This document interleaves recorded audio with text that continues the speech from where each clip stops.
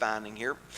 So the shipment gives you revenues. So per stent batch sold, you earn $10,000. And then, depending on the price, of course. So the revenues are now smoothed. So we use a smoothing function, and we look at the most recent revenues. That is just a regular smoothing. In other words, it's an average of current revenue. And we want an average because we can't jump up and down with our investments given today's revenues and tomorrow's revenue. We need to look at this over a period of time. That is the time to report the revenues. Now, a fraction of the revenues goes into a sales budget. And so you set aside a fraction of the revenues for sales. 20% of the revenue goes in to support a sales force. Now that gives you a target sales force given the cost per sales representatives. That is the salary of these people. So once you know how much you can spend on the workforce, you divide by the salary and you get the target sales force. And of course the target sales force is the goal for a little negative feedback loop here. What does that loop do? Over time, it adjusts the sales force towards the target sales force. So now, when I talk to the students, my students, of course, I'm a terrible teacher, right? Terrible in the sense that I'm terrible with my students. So for a long period of time, I just talk about this negative feedback loop. That's regulating, you know, the sales force and sales and all that stuff, and they buy it, and they buy it, and they buy it. And then I say, now come on, I've been teaching you system dynamics. First one professor, and then I come in, and I've been teaching you system dynamics for a week or two, and you still don't see it. This is not a negative feedback loop, okay? This is a positive feedback loop, right? Because the larger the sales force, the larger the order rate, the larger the backlog, the larger the deliveries, the more income, the more target sales force you can have, the larger sales force you can have, right? So this is a positive feedback loop that drives the system towards growth. Now, you, as very well educated system dynamicists, I mean, I've been here for half a day now, you know very well that a positive feedback loop can turn against you. So if you lose for some reason your sales, for instance, sales effectiveness goes drastically down, then you have less of a backlog, less things to sell, less revenues, less investments in workforce and in sales force, and therefore less salespeople, which drives the sales even further down, right? So any such positive feedback loop can turn against you. Very important to be aware of that. Okay, yeah, was that what you were commenting on? Very good. Okay, so this is what we see so far.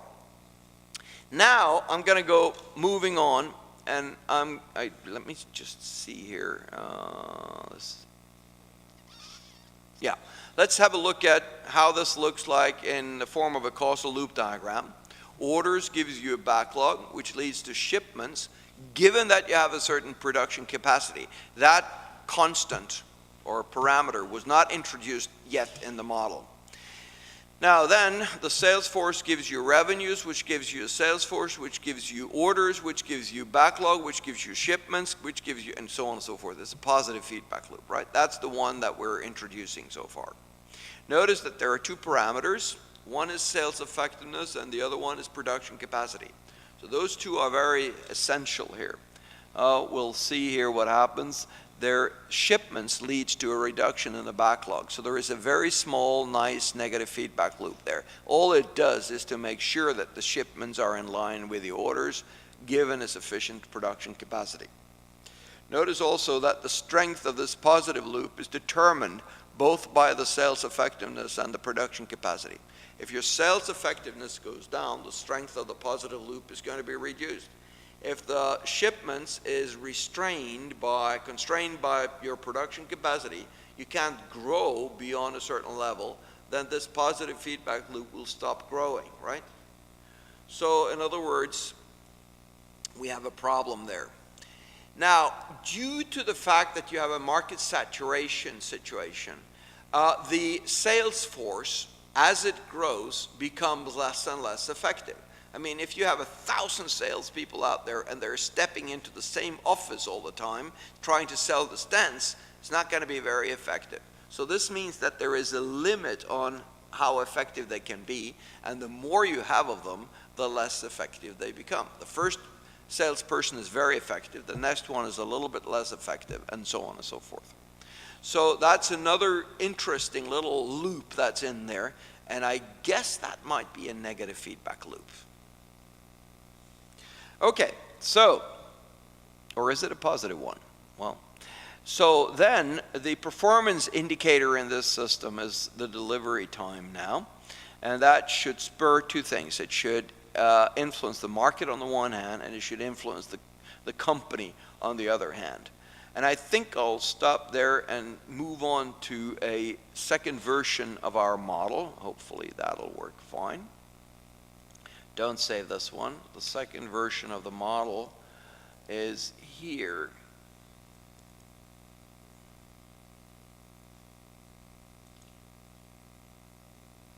Yeah, I can see that this is not going to work, so I need to go down there. I need to...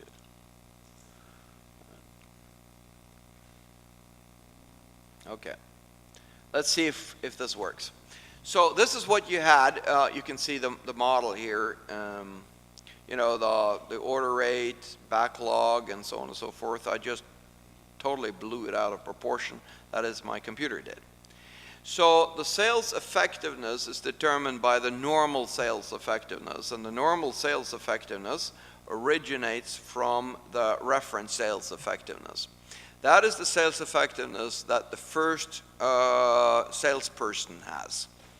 That is the maximum sales effectiveness. Now, there is an effect of market saturation on sales effectiveness. That is, the more you saturate the market, the more difficult it is to sell, and the less is your sales effectiveness. Now, this depends on the market potential that you're having, and of course, on the reference sales potential that you have.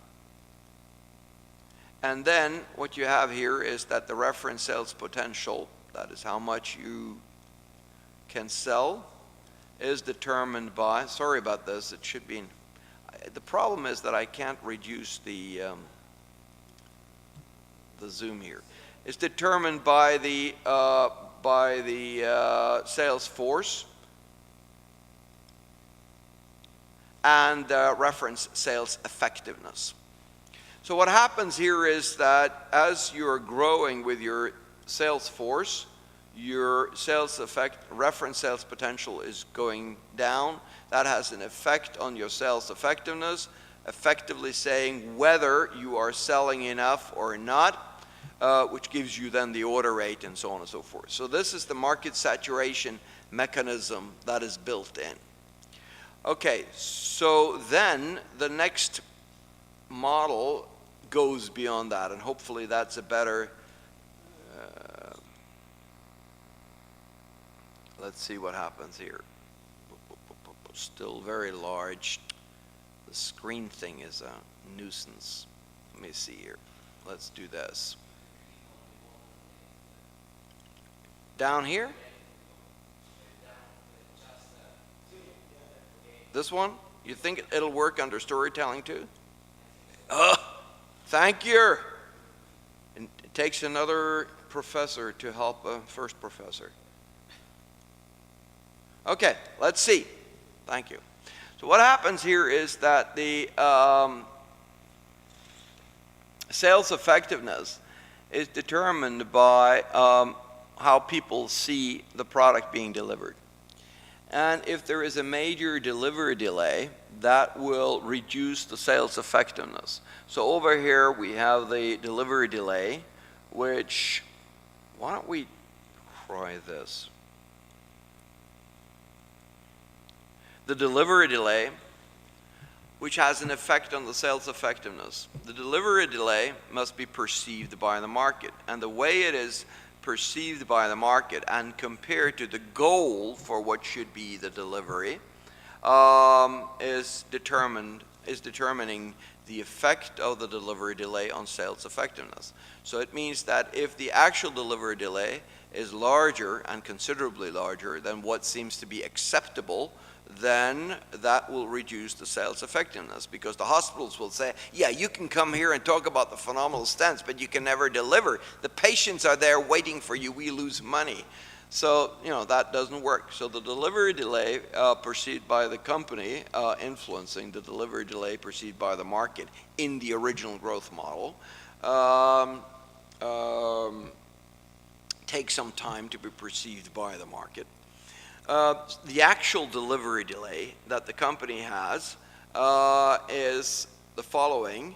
It is determined by what? The backlog, that the number of orders that has come in, and the average shipment rate.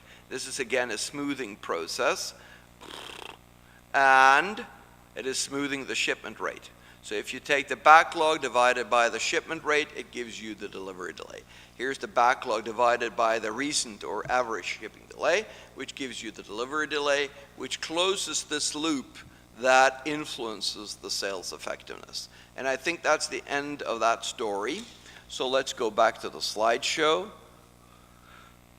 which we do by closing this model. Don't save. And we look at the slideshow and we say that, okay, so in other words, you have a delivery time, and the normal delivery time or acceptable delivery time is compared to that. If there is a gap between these, see, I did it the wrong way.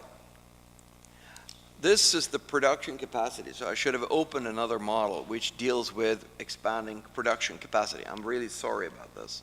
Let me just do that so that we do it in the right sequence now. This must be the one that I'm looking for. Just see here. Let's do the Meneguzzi thing now. Right, yeah, good.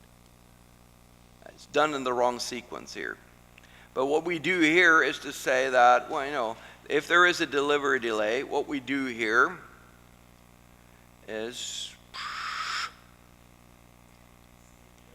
yeah, if it isn't him, it's the other guy. We have a capacity, and the capacity is being utilized according to the needs. That capacity is adjusting to the desired capacity with a capacity adjustment or acquisition delay. The desired capacity in the system here is depending on the recent capacity and the need to expand. And the effect of the expansion pressure is defined by the pressure which originates from the delays in deliveries. So in other words, here is another loop here, as you can see, and what it says is that if there is a delivery delay, there is a certain pressure on expanding our capacity, which then leads eventually over time to a better capacity, a larger capacity, that eventually leads the shipment rate to match the order rate. But this takes a long time. The capacity acquisition delay is a very long delay because it is a financial investment. There is an acquisition delay. You have to order capacity and build capacity and train people and so on and so forth. So the company is extremely careful about expanding, that is using this loop. Now this loop is the one that came through in my slideshow here, which is this one. That's the loop. It says if there is a large delivery time, then the production capacity will increase, which will lead to more shipments, which will lead to a better delivery. So that's a negative feedback loop. What kind of loop? A major negative feedback loop with a delay. Do you remember that from the other Mr. Wong's case? Okay, good. Keep that in mind. So what happens is that due to the delay in building up, the shipments are not very responsive to the backlog because I am not able to produce more, so I cannot deliver more, which means that the delivery time performance indicator is going up. So what do we do? In Mr. Wong's case, we were working overtime. In this case, that's not an issue because we just don't have capacity. So what do? We say that we accept the fact that the sales effectiveness is going down. That's the other upper loop that I presented too early, okay? That's the loop that says that if the delivery time goes up, and listen to what I'm saying, you shift the burden to the market to deal with this. You shift the burden to the customers and say, you better accept that. Does the market accept that? Yeah, in a way. It says, okay, I'll fix your problem. How does the market fix your problem? It reduces your orders to match your capacity. That's the danger. That you have a self-fulfilling prophecy in the system, in the sense that when you don't build capacity, then the market adjusts its orders to your capacity, rather than you building capacity to match the market orders. So which loop is now the active one? It is this loop, not that loop. So in other words, there is a resistance now built up in this loop, and therefore this loop that works much more effectively and much more quickly takes over control, shifting the burden to the intervener, the market, to fix your problem, namely that your orders are not in line with your capacity. Okay, so we have a second example of a shifting the burden to the intervener thing. And of course, what you're saying is that if you're not willing to use the conventional loop, the capacity building loop, what happens? You are losing out. You are controlling indirectly your system by using the market for that control.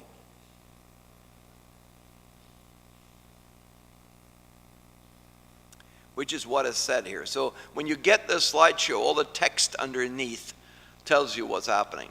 So potentially what happens in this system now, and let's just look at the behavior here, and then let me simulate a few times, one or two. Yeah, we just got a minute to do that, in the model that we saw in the last example.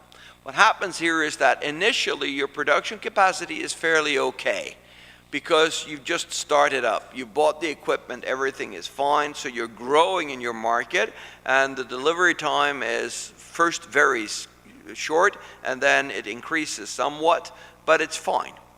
What happens sooner or later is that your production capacity needs to be expanded. You don't do that, so your delivery time increases. So what happens is that this loop now takes control and brings the orders down to match your shipment capacity, your production capacity.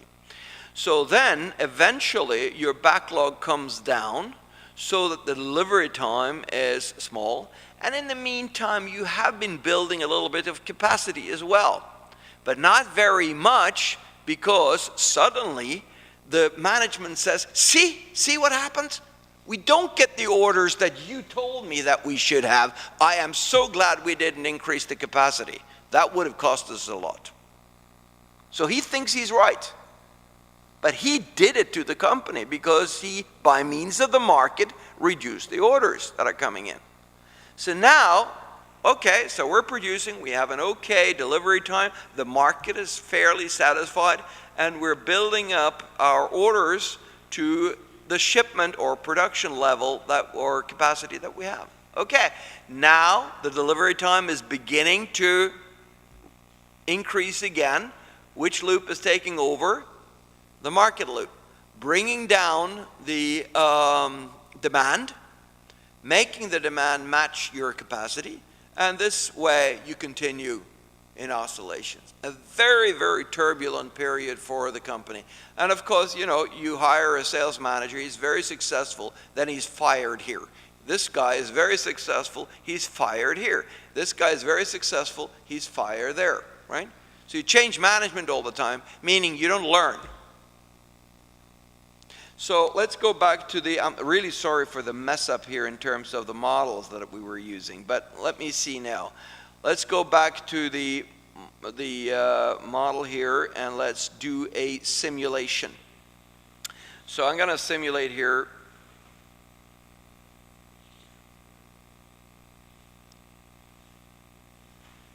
And if we look at the,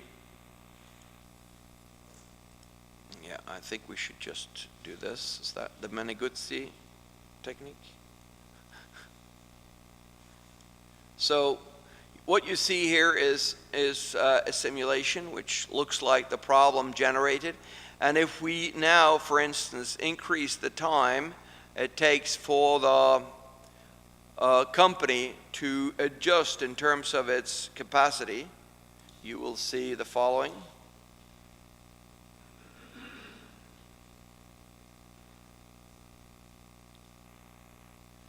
And if we do this, which is increasing the sales effectiveness, reference sales effectiveness, so you hire more effective salespeople at the outset, what you get is this development, still with the capacity limitations that you have. So in other words, what you see basically is that you can reproduce the kinds of behavior that the 4 companies you originally worked with, or as a point of departure, the ones that you were worried about, using the various parameters. So what you probably see here are companies that, one, have higher salespeople with different sales effectiveness at the outset. Secondly, you see companies that are more or less willing to expand capacity. They are more or less courageous in expanding capacity. And what this tells the company that we're working for is that you better be ready to expand your capacity so that you're ahead of the market in delivering capacity, which means that you better have a good forecasting of what the market will require, and that forecasting must be based on the assumption that you are delivering in time, because your intent is to have enough capacity to deliver in time. So those are some of the outcomes of such a reasoning.